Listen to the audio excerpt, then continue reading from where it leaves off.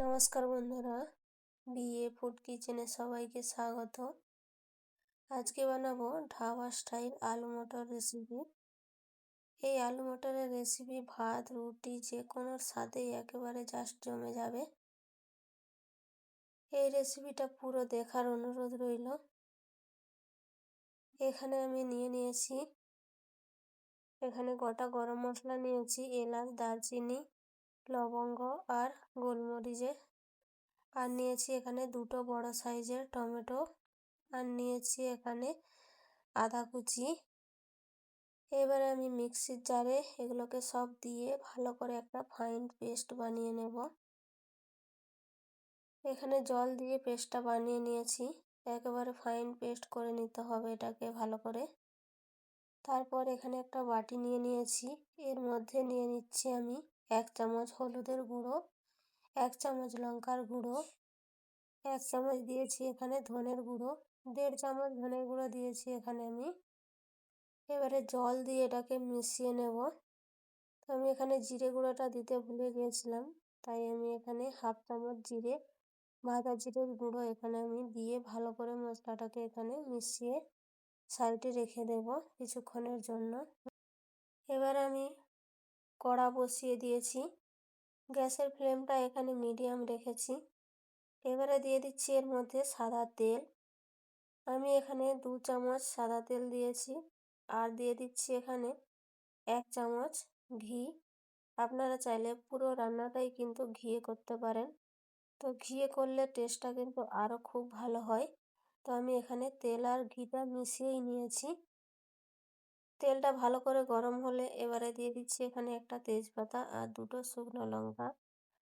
আর নিয়েছি এখানে 1/2 চামচ জিরে আর 1/2 চামচের একটু কম এখানে হিং নিয়েছি। ফোড়নে এগুলোকে ভালো করে ভেজে নেব আগে। ফোড়নটা ভালো করে ভাজা হলে তারপর এখানে আমি দিয়ে দেবো যে মিক্সিতে যে পেস্টটা বানিয়েছিলাম সেই পেস্টটা, টমেটো আর আদা আর গরম মশলা। এবারে মিক্সিটা ধুয়ে এখানে দিয়ে দিচ্ছি জল সামান্য পরিমাণে। এবারে মশলাটাকে ভালো করে ভেজে নেব যতক্ষণ না তেলটা ছেড়ে যাচ্ছে। গ্যাসের ফ্লেম এখানে মিডিয়াম রেখেছি। মিডিয়াম ফ্লেমে এগুলোকে ভালো করে ভেজে নিতে হবে। কাঁচা গন্ধ চলে যাওয়া পর্যন্ত এটাকে আমি ভালো করে ভেজে নিয়েছি। তেলটাও ভেসে উঠেছে। এবারে দিয়ে দিচ্ছি এখানে 1/2 চামচ মতো কাশ্মীরি লঙ্কার গুঁড়ো। তো কাশ্মীরি লঙ্কার গুঁড়োটাকে ভালো করে মিশিয়ে নেব তেলের সাথে। তাহলে এখানে কালারটা সবজির খুব সুন্দর আসবে। এখানে আমি মিশিয়ে নিলাম।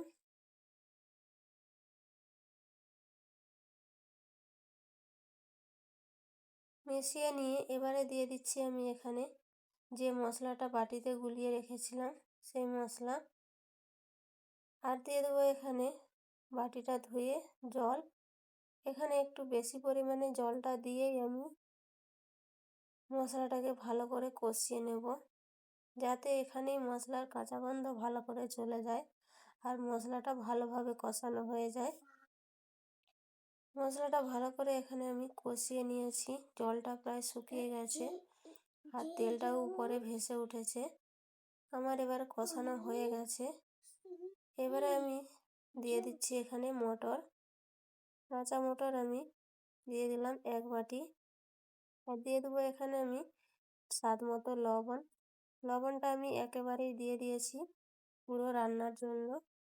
এবারে আমি গ্যাসের ফ্লেমটা লো রেখে এখানে আমি মটরটাকে মশলার সাথে এখানে কষিয়ে নেব। মশলাটা যাতে সিদ্ধ হয়ে যায় আর মটরটাও হালকাভাবে সিদ্ধ হয়ে যায়। তো এবারে আমি ঢাকা দিয়ে এটাকে কিছুক্ষণ রেখে দেব। তো ঢাকা দিয়ে কিছুক্ষণ রেখে দিয়েছিলাম, তারপর 2 মিনিট মতো। তারপর আমি ঢাকাটা খুলে নিয়ে আরও একবার নাড়াচাড়া করে দিচ্ছি, যাতে মশলাটা নিচে না লেগে যায়, তাহলে পুড়ে যেতে পারে।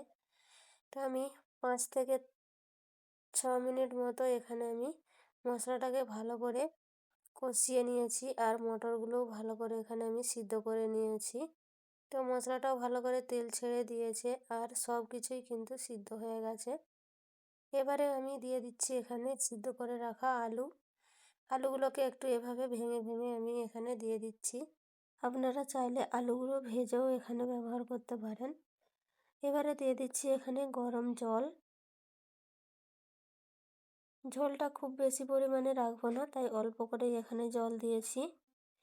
এবারে সব কিছুকে ভালো করে মিশিয়ে নিয়ে এটাকে হাই ফ্লেমে ফুটিয়ে নেব। 2 থেকে 3 মিনিট মতো হাই ফ্লেমে ফুটিয়ে এখানে গ্যাসের ফ্লেম লো রেখে আলুটাকে কিছুক্ষণ আরেকটু সিদ্ধ করে নেব।